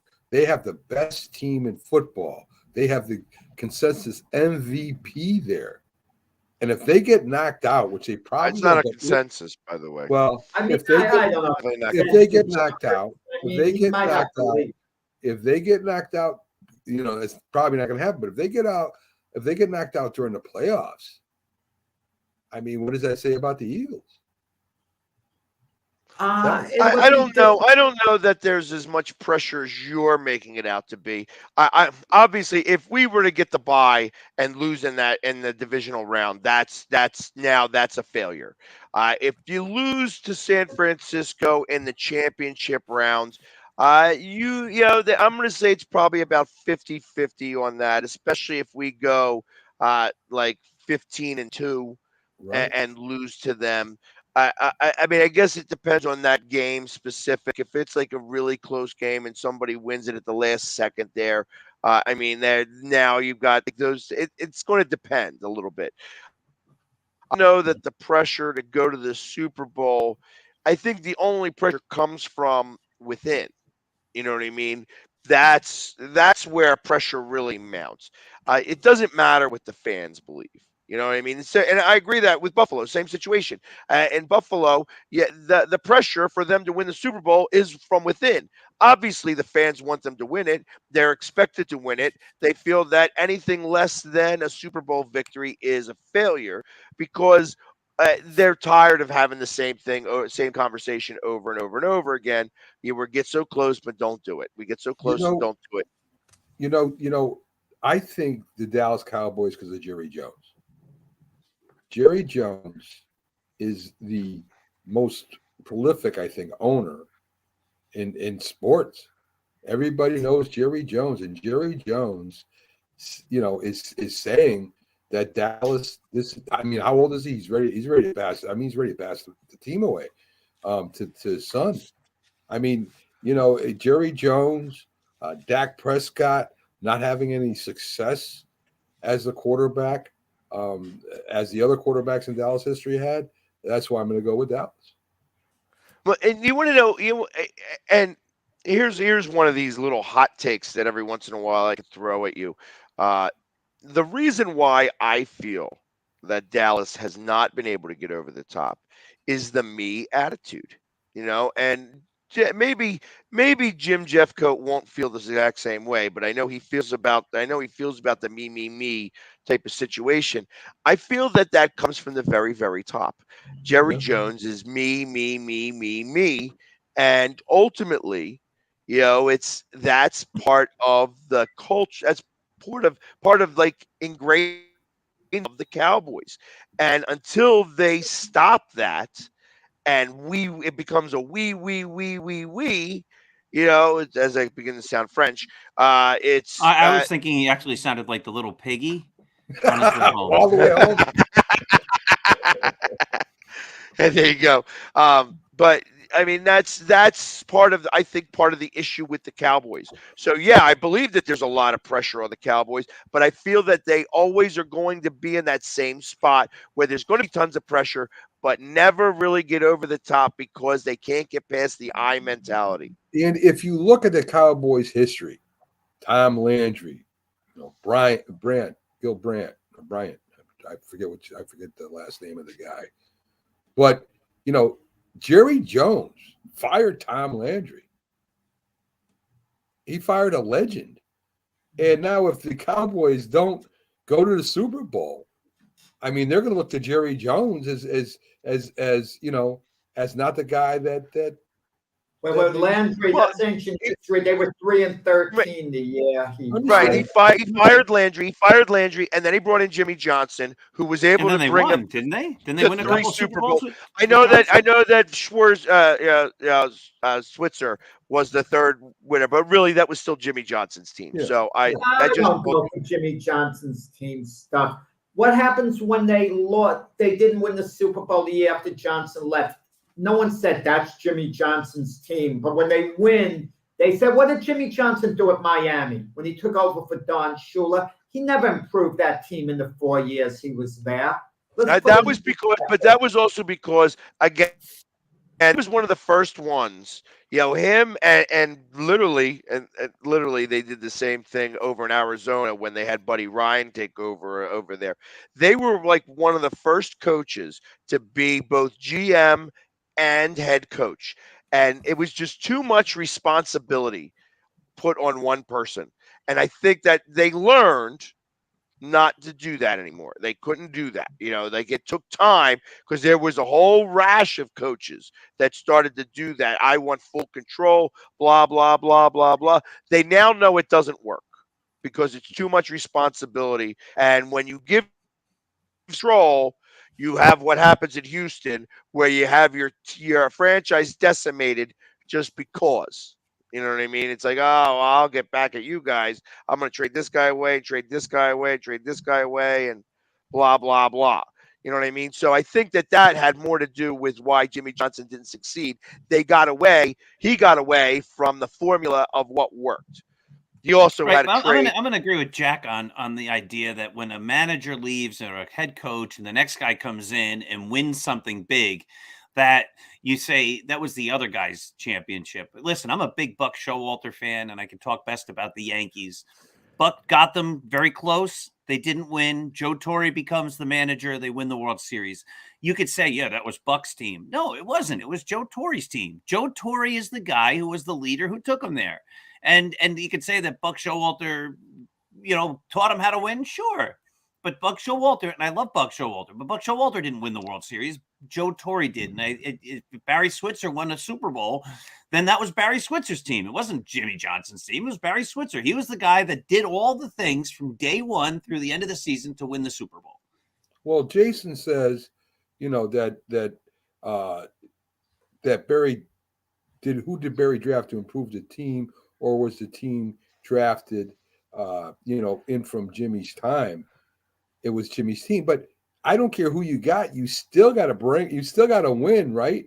I mean, wait. But when the year after Jimmy Johnson left and the Cowboys didn't go to the Super Bowl, no one was saying that's Jimmy's team. When Barry, but they did go to the conference championship and lost to the 49ers, right? Yeah, that's what happened. But no one was saying that was Jimmy's team. They were blaming the Switzer. But the year after, the Cowboys win the Super Bowl with Switzer, and now everyone's saying, well, he won with Jimmy's team. But he didn't lose with Jimmy's team, but he won with Jimmy's team. No. Switzer lost with Jimmy's team, and it was Switzer's decisions against the 49ers that helped them lose. So, and they took away that decision-making for the Super Bowl run in '96, and they made it just the coordinators. That's why they were so quick to be able to get rid of Switzer, because they realized he was just a figurehead.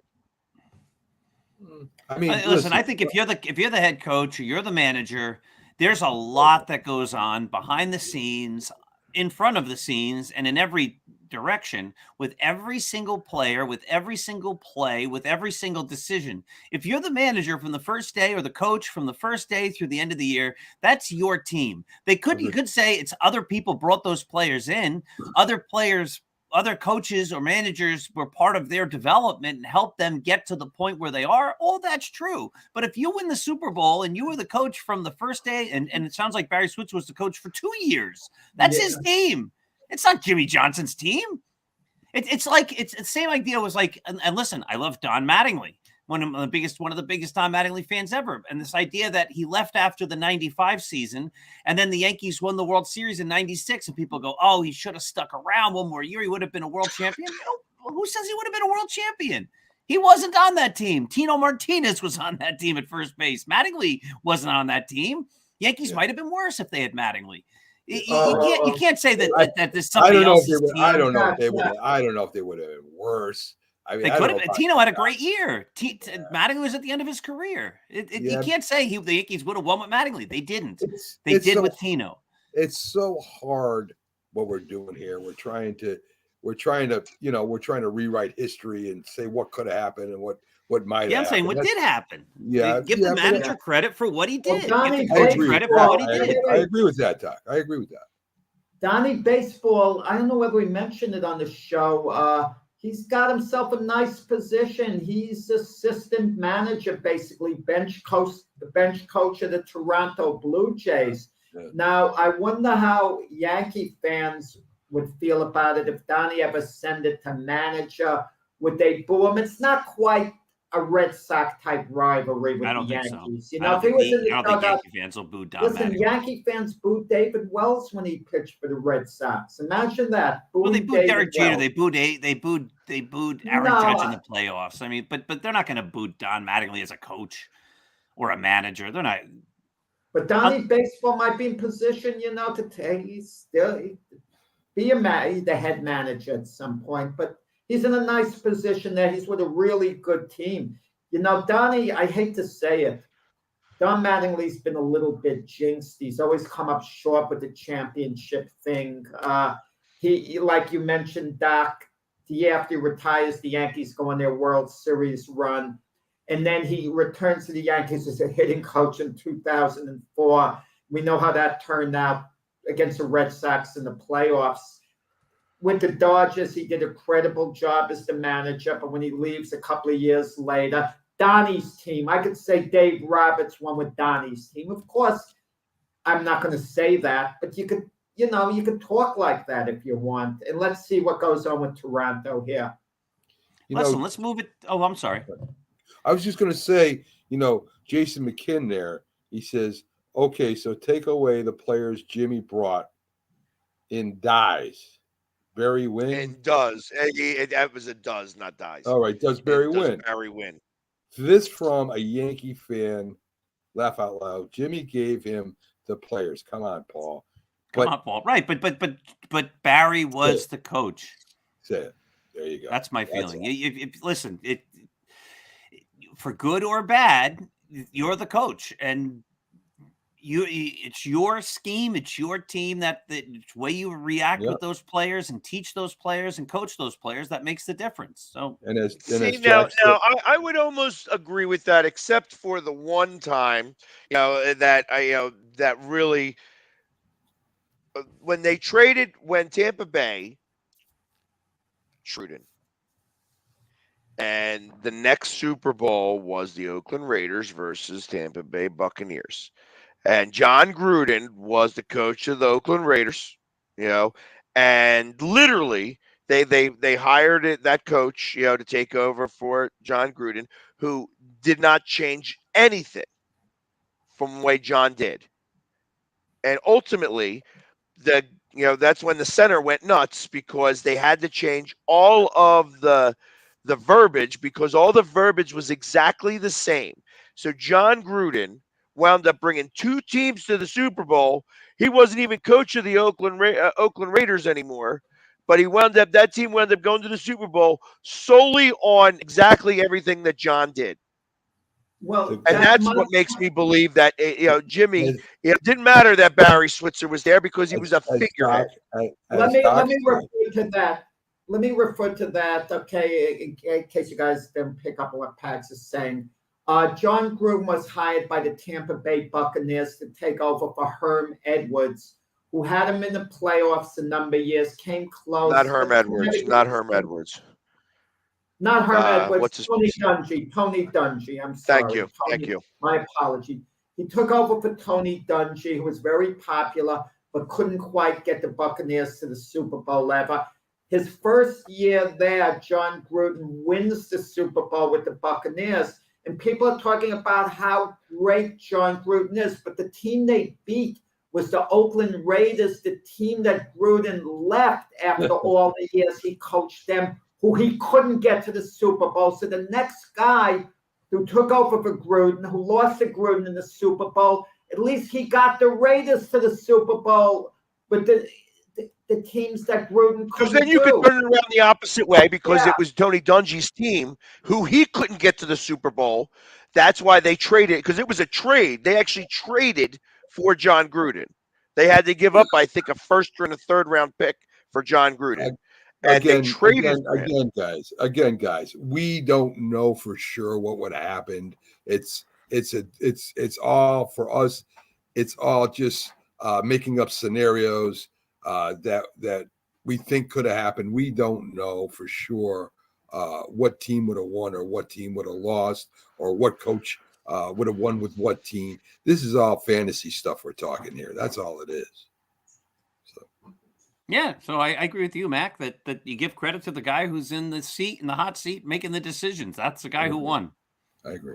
Well, you know what I do know? You know what I do know is that since they got rid of Jimmy Johnson, the Cowboys have not had a good enough draft, and after Switzer, after the team that Jimmy Johnson built and put together, and Switzer took to the Super Bowl to win it, they haven't been anywhere close because Jerry Jones has had it's me. I won those Super Bowls.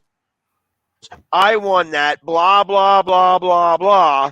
And the truth of the matter is that they haven't won. Yeah, I love the way you make excuses for Jimmy Johnson at Miami. He took over for Don Shula. Everyone thought, oh, he's going to work his magic. What he did, you want to know something? He was not anywhere near as good a coach. He was not anywhere near as good a coach in Miami because he had the responsibility of being a GM. Oh, good God! You had to retire. No, that's what happened. Responsibility, and he failed at it. He failed. You can't do two things well. You can't do two things well, and that was the problem. He was a bad coach. They're yelling at me, knocking next door. You can't do that. I'm starting to get a little too hot. Yes. Anyway. All right. So there's the argument, and then I don't know if we're going to solve it. I'll say this: in 1978, the Yankees were not winning. They fired their manager. Bob Lemon was a different manager with Billy Martin's team, and he won the World Series. And I think everybody agrees the Yankees would not have won the World Series if Billy Martin, who had a destructive personality and was alienating the players and everything else, they would not have won the World Series in 1978 with Billy Martin. But it was Billy Martin's guys who won. But the manager who gets credit for turning the team around and winning is Bob Lemon. So I think you give credit to the guy who's in the hot seat, period. Hey, let's do one more topic before we end this wonderful day. And by the way, to our wonderful fans out there on the Northeast Streaming Sports Network who love the Saturday debate show, I have bad news for you. Next week, we're going to do the Sunday football show on Saturday. Next Saturday is Christmas Eve.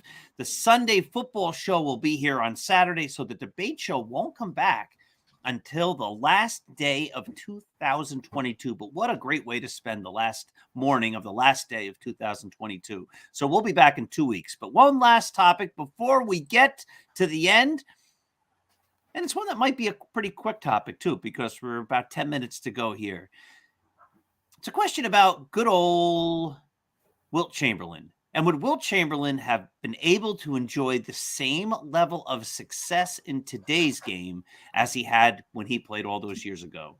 Is today's game easier or harder? Would Wilt Chamberlain be as great today as he was back then? I'll go first. I think Wilt Chamberlain was a great player.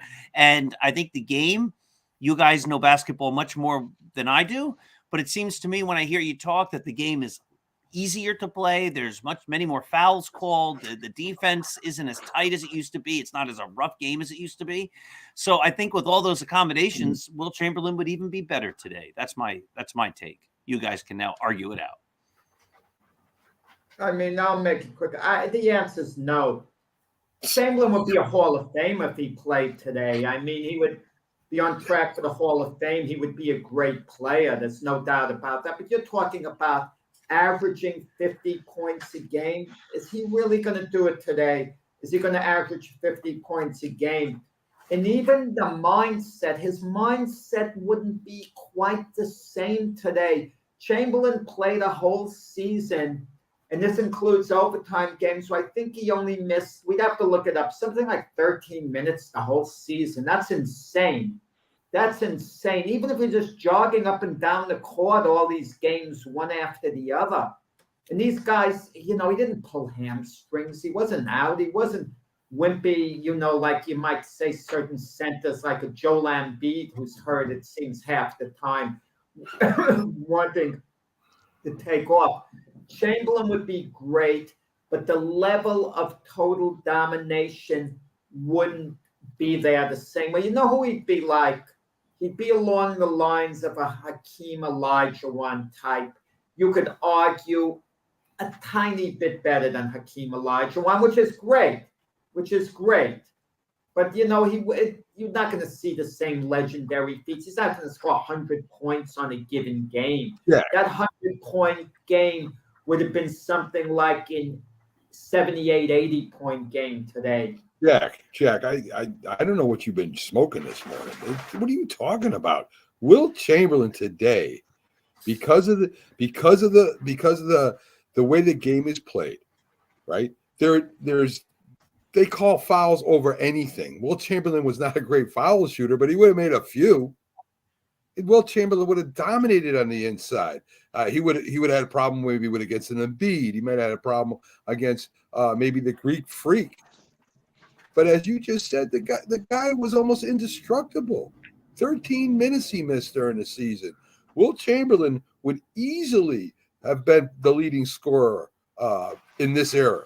There's no doubt about it. So, I mean, to say Will Chamberlain would not be as great as he was back then, to me, is just crazy. Just crazy. I concur. In fact, I think much more dominant. The one thing that I think would be the problem with Wilt Chamberlain is the fact that he would wind up going to the line forever.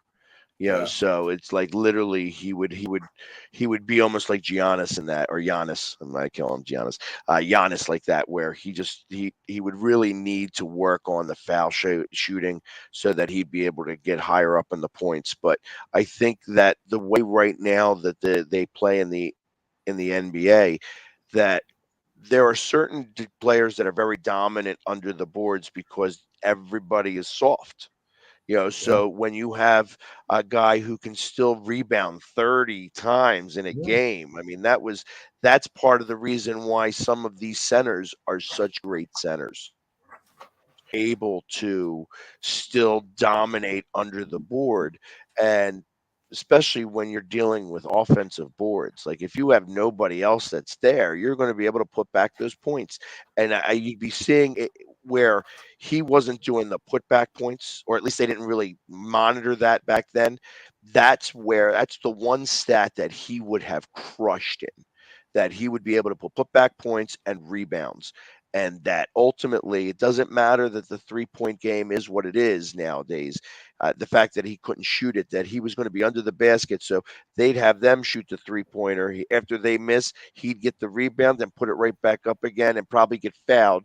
He may make 1 out of every 7 foul shots, but at that point, he's 30 to 40 points a game on average, and rebounding 30 to 40 balls a game as well. And I think that's a monster. He'd be an absolute monster. It's just like it was like Shaq. It was like Shaq. There was no comparison to Shaq when he was playing because he was just a beast. Now imagine that for an I mean, Shaq, as he got older, the knees started to go on him.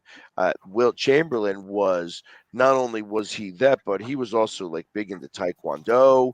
I mean, he went on and became a professional volleyball player till he was 51 years old. Yeah, So, that's I very mean, he was such an athlete in so many different ways that there was just going to be no comparison. His transcends, because the game of basketball, like, I feel like the game of basketball should go back a little bit more to the olden days, because if there was a team that actually was able to handle the boards the way he was able to handle the boards, that those putback points would be what kills all these other teams. I think Jason McKinn is smoking the same stuff Jack is smoking today. He goes, it's not a fair topic. He would have adjusted to the game. That's like saying LeBron could have not played like he does now. LeBron could not play in that era. He's the biggest baby I've ever seen. I mean, he flops. He gets. He gets. Come on, man. Listen, he is. He couldn't play back then, Jack. I mean, he could play, but he'd be complaining constantly. He'd be looking for every foul he could get. And today, though he's a great player, and he is a great player, back then I don't think he could have competed with the best. Wilt Chamberlain today would arguably be the best player in the NBA if he played. I'm not saying that. I'm not diminishing him. I'm just saying his legendary numbers that you see that dwarf everyone else wouldn't be there the same way. I mean, they just wouldn't. I'm sorry. Go ahead. Go All right. I disagree. I think that he would be not on. Like it says, I think that his ability transcends the sport. I agree. I think legendary athletes are legendary athletes, and they. But I am going to tell you something. Bill Russell was the closest player Wilt played against to being a modern NBA player today. I also think Bill Russell would be. He would also transcend. He was the first guy that came to my mind. He would transcend. Yeah, but I'm trying to say, if you look at Wilt's numbers against Russell and everybody else, it falls. It's not as great. It's still excellent as numbers against Russell. They're excellent. Great players, Reggie Jackson against Nolan Ryan, or Don Drysdale against Willie Mays. I mean, when you're playing the best, of course your numbers are going to dip to a certain point. Yeah. Anyway, my dear friends, it looks like we're up at the top of the hour. Once again, the debate show will take a week off for the holidays. The Sunday football show will be here tomorrow, and then next week the Sunday football show will be here on Saturday. Get that down. Get it all confused here. Sunday on Saturday. You know it. We'll be back here in 2 weeks with the Mac, Jack, Pags, Doc Saturday debate show. There'll be plenty of great topics to talk about. Of course, as always, have yourself a happy holiday season. I'll see you in 2 weeks. Everybody else, have a great week and a great day. And we'll be back here again tomorrow. They'll be back here tomorrow. Great job, everybody. And wow, what participation we had today. I hope that continues, guys. Thanks. You made the show today. Awesome. Yeah, thanks for all the comments.